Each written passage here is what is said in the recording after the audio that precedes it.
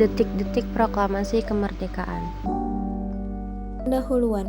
Pada Kamis, 16 Agustus 1945, rombongan berangkat ke Jakarta pada jam 9 malam dengan 3 mobil. Jalanan gelap dan berlubang, membuat mobil mengurangi kecepatan.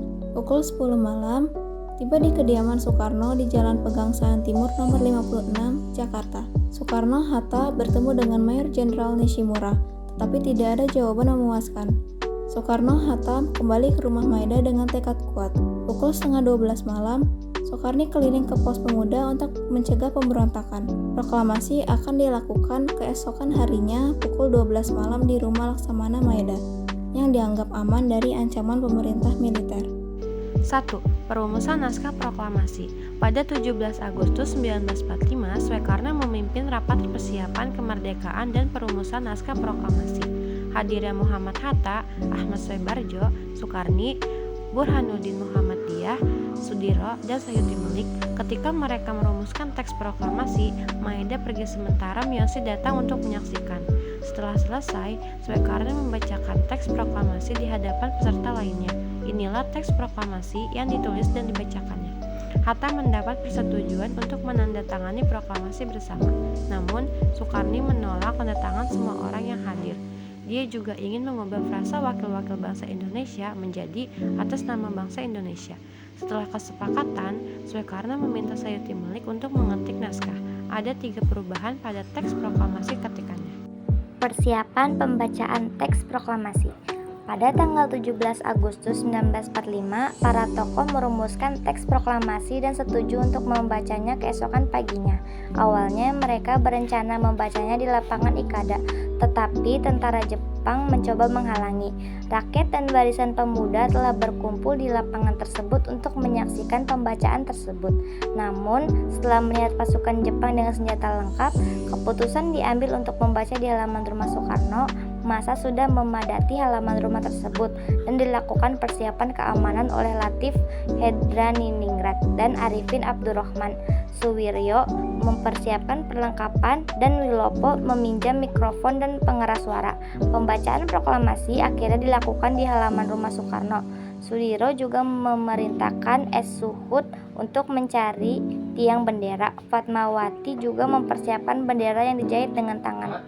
3. Pelaksanaan upacara dan pembacaan proklamasi. Tokoh-tokoh nasional seperti Dr. Buntaran, Muhammad Samratulangi, A.A. Maramis, Ki Hajar Dewantara, Kiai Haji Masmarisyur, Mr. Sartono, S.K. Trimurti, Muhammad Tabrani, Dr. Muwardi, Sayuti Melik, A.G. Prigodikdo, Pandu Kartawiguna, dan para tokoh pemuda telah hadir di tempat upacara sebelum pukul 10 pagi. Hatta datang 5 menit sebelum waktu upacara. Setelah pembacaan teks proklamasi, bendera merah putih dikibarkan diikuti dengan lagu Indonesia Raya. Upacara ditutup dengan sambutan Wali Kota Jakarta Suwiryo dan Dr. Muwardi. Proklamasi kemerdekaan tersebut mengakhiri penjajahan Jepang selama 3,5 tahun. 4. Sehari setelah proklamasi kemerdekaan.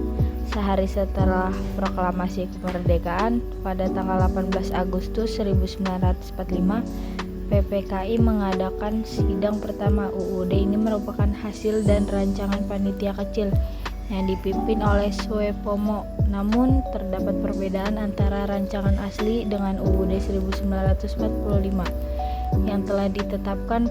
Perbedaannya antara lain: A. Kata mukadimah diganti menjadi pembukaan. B. Sila pertama yang berhubungan dengan kewajiban menjalankan syariat Islam diganti menjadi ketuhanan yang Maha Esa. C. Pasal 6 yang menentukan presiden harus beragama Islam diganti menjadi presiden harus orang Indonesia asli. D. Pasal 28 yang mengatur negara berdasarkan syariat Islam diganti menjadi negara berdasarkan ketuhanan yang Maha Esa. E. Pasal 28 menjadi pasal 29. F. Jumlah wakil presiden dikurang menjadi 1. Selain itu, PPKI juga mengambil keputusan lain seperti mengangkat Soekarno dan Hatta sebagai presiden dan wakil presiden Indonesia, serta pembentukan Komite Nasional Badan Pembantu Presiden selama kondisi darurat di Indonesia. Klip suara naskah yang dibacakan oleh Soekarno di studio RRI.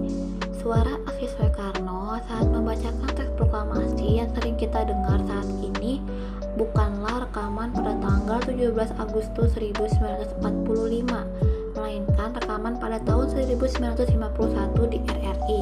Dokumentasi ini didukung oleh Yusuf Ronodipuro, salah satu pendiri RRI. Suara asli ini merupakan pembacaan teks proklamasi oleh Bung Karno. Teks pidato proklamasi tersebut menjelaskan bahwa Indonesia telah berjuang puluh-puluh tahun untuk kemerdekaan, bahkan sejak ratusan tahun lalu. Sekarang saatnya bangsa Indonesia mengambil nasib dan tanah air menjadi tanggung jawab sendiri. Musyawarah telah dilakukan dengan pemuka-pemuka rakyat Indonesia dan mereka setuju untuk menyatakan kemerdekaan.